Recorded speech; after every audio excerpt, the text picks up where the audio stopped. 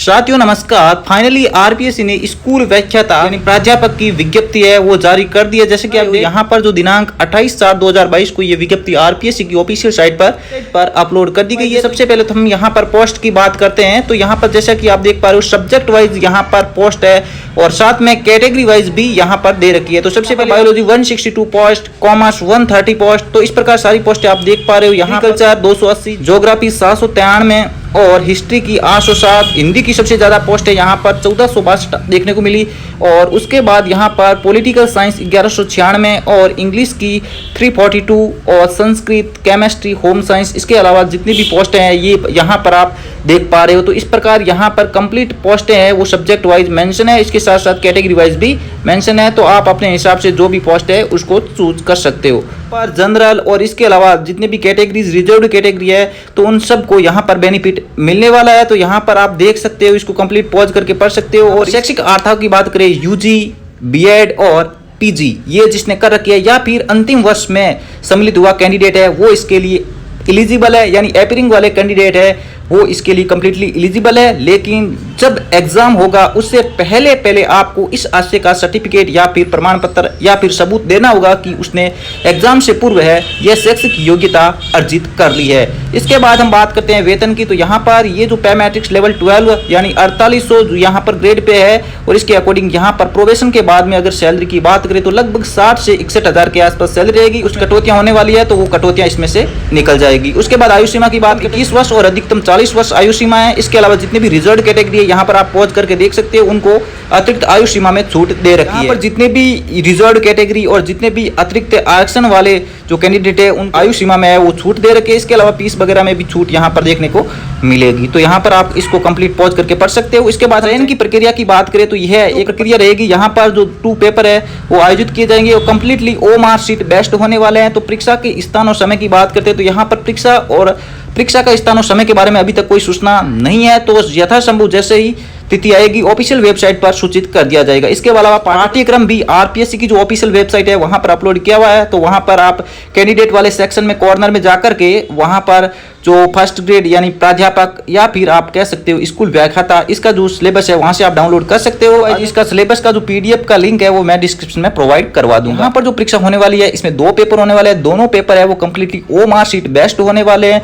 First जो paper होगा वो कंपल्सरी होगा और जो सेकंड पेपर होने वाला है वो ऑप्शनल होगा। यानी जो भी आपका पीजी में सब्जेक्ट है जिस टीचर यानी जिस पोस्ट हेतु आपने आवेदन कर रहे हो उसका बात करते हैं आवेदन की अवधि। तो यहाँ पर आवेदन की जो अवधि है वो 5 मई से आवेदन शुरू हो रहे हैं और 4 जून तक मध्य रात्रि 12 बजे तक है आवेदन आप कर सकते हो और अंतिम तिथि का इंतजार किए बिना ही आपको पहले ही आवेदन कर देना है। यहाँ पर आवेदन करने की प्रक्रिया जो कंप्लीट आप इंस्ट्रक्शन पढ़ सकते हो यानी एसएसओ पोर्टल में आप रिक्रूटमेंट ऑप्शन है उसको क्लिक करके आप कंप्लीट है वो बायोडाटा भर के ये आवेदन फॉर्म आप कंप्लीट भर सकते हो। और जैसे ही एप्लीकेशन आईडी जनरेट हो जाएगी जब आप उसका शुल्क जमा करवा दोगे तो एप्लीकेशन आईडी जनरेट होगी। जनरेट होने के बाद ही आपका आवेदन है वो सक्सेसफुली माना जाएगा।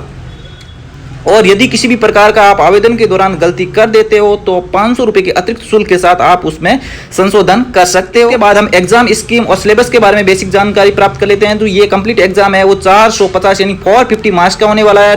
2 पेपर होने वाले हैं। दोनों पेपर कंप्लीटली ऑप्शनल यानी एमसीक्यू बेस्ड होने वाले हैं। फर्स्ट पेपर होगा वो होगा 150 मार्क्स का और जो सेकेंड पेपर होने वाला है वो होगा 300 मार्क्स का। दोनों पेपर यहाँ पर अलग अलग शिफ्ट में होने वाले हैं। तो यहाँ पर नेगेटिव मार्किंग यानी 130 जो नेगेटिव मार्किंग है वो भी एप्लीकेबल रहने वाली है।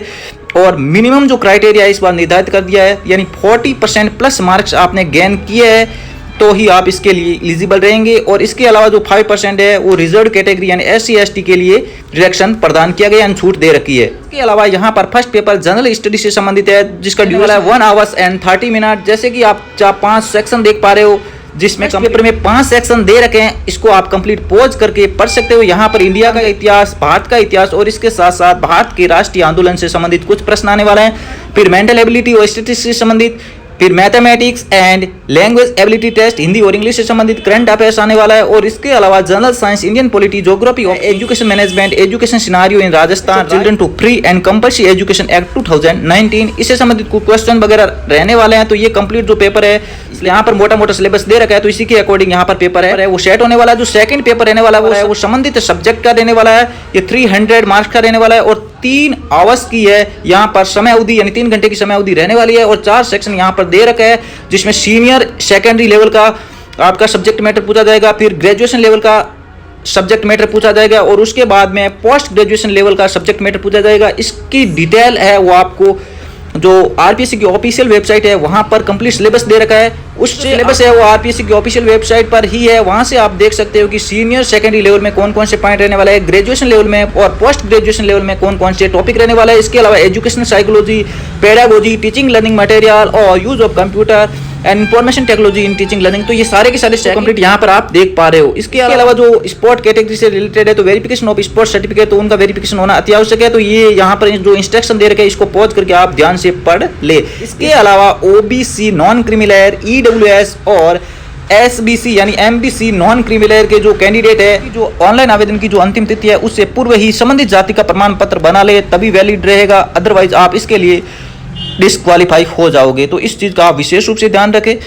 आप यहाँ पर परीक्षा शुल्क है वो देख पा रहे हो, यहाँ जनरल कैटेगरी है और इसके अलावा और एमबीसी के जो क्रीमिलेयर श्रेणी के जो कैंडिडेट है उनके लिए जो फीस यहाँ पर निर्धारित की गई है वो 350 और इसके अलावा ओबीसी और एमबीसी के जो नॉन क्रीमिलेयर और ईडब्ल्यूएस के जो कैंडिडेट है उनके लिए 250 रुपए की फीस यहाँ पर निर्धारित की गई है। एससी एसटी के कैंडिडेट जिनकी पारिवारिक आय 2.5 लाख से कम है उनके लिए 150 और टीएसपी के कैंडिडेट के लिए भी यहाँ पर 150 रुपए की फीस है वो निर्धारित की गई है।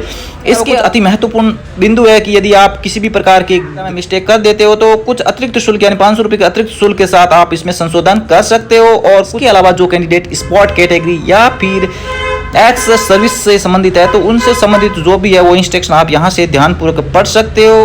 विधवा प्रियतकता और पुनर्विवाह से संबंधित जो भी रूल रेगुलेशन है वो यहाँ पर आप इसको पॉज करके आराम से पढ़ सकते हो। और यहाँ पर जो प्रमाण पत्रों की सत्यापन से संबंधित है तो प्रमाण पत्र है वो नवीनतम होना चाहिए, यानी ओबीसी और एमबीसी और ईडब्ल्यूएस के जो सर्टिफिकेट है वो नवीनतम होने चाहिए, यानी आवेदन की अंतिम तिथि से पूर्व के बने हुए होने चाहिए, तभी वैध माने जाएगा, तभी आप इसके लिए एलिजिबल होगे, तभी इसका आपको बेनिफिट मिल सकेगा। तो इस चीज का आप विशेष रूप से ध्यान रखोगे। इसके अलावा जो मृत्यु प्रमाण पत्र वगैरह है, जो विधवा तलाकशुदा से संबंधित जो भी इंस्ट्रक्शन है दे रखे हैं यहाँ पर आप पॉज करके आराम से पढ़ सकते हो। देख ली, ये जो है वो फाइनल विज्ञप्ति है आरपीएससी की ऑफिशियल वेबसाइट पर ये कंप्लीट विज्ञप्ति आ चुकी है और सिलेबस भी आप वहां से डाउनलोड कर सकते हो। इसके अलावा इसकी लिंक है वो मैं डिस्क्रिप्शन में प्रोवाइड करवा दूंगा, वहां से आप डायरेक्ट है वो ऑफिशियल वेबसाइट पर रीडायरेक्ट हो जाओगे। अच्छा लगा तो लाइक बटन को हिट करते हुए चैनल को शेयर और सब्सक्राइब जरूर करें। फिर मिलते हैं